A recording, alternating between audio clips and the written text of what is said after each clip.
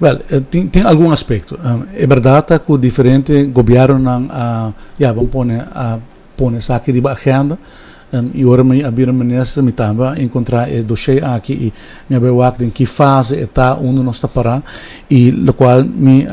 reparar que não tem vamos pôr afspraak entre Aruba e Curaçao para por lograr isso aqui para começar. Então está um desejo quizás político e está de certo conselho não preparar indicar que está favorável e está feasible, está possível, pero a execução do projeto nunca toma lugar. E no momento institui uma comissão de diferentes departamentos, diferentes organizações, entre aduana, APA, econômicas zaken,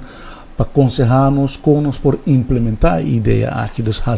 vai over na execução. E primeiro ponto não que sale está que mesmo chega no entendimento com o Curaçao para por chegar. E agora a ser memorandum of understanding e tempo que o governo de Curaçao o ministro Sente que está o ministro de economische ontwikkeling e nós a palavra com junto o país também para develop a ruta e conexão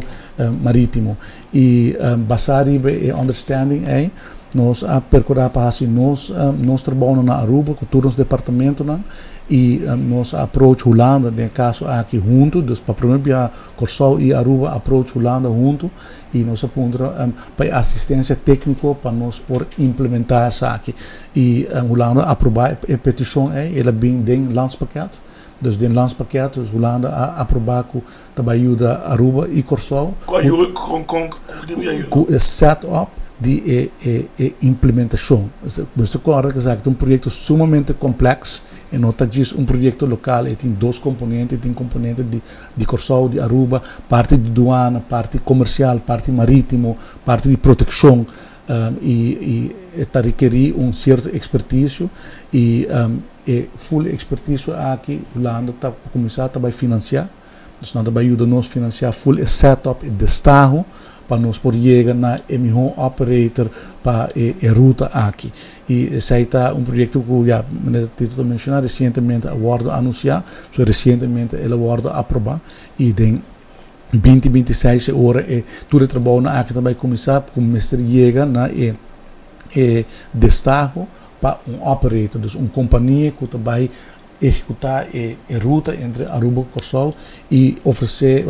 diferentes opções, por exemplo, que tem preço, que tem frequência, que tem a quantidade de pessoas, se tem uma combinação entre pessoas com cargo, com auto, dus tudo é diferente opções, mas também vai poner a mesa para o país não por decidir qual é a melhor opção para realizar o projeto aqui. Para contestar a pergunta se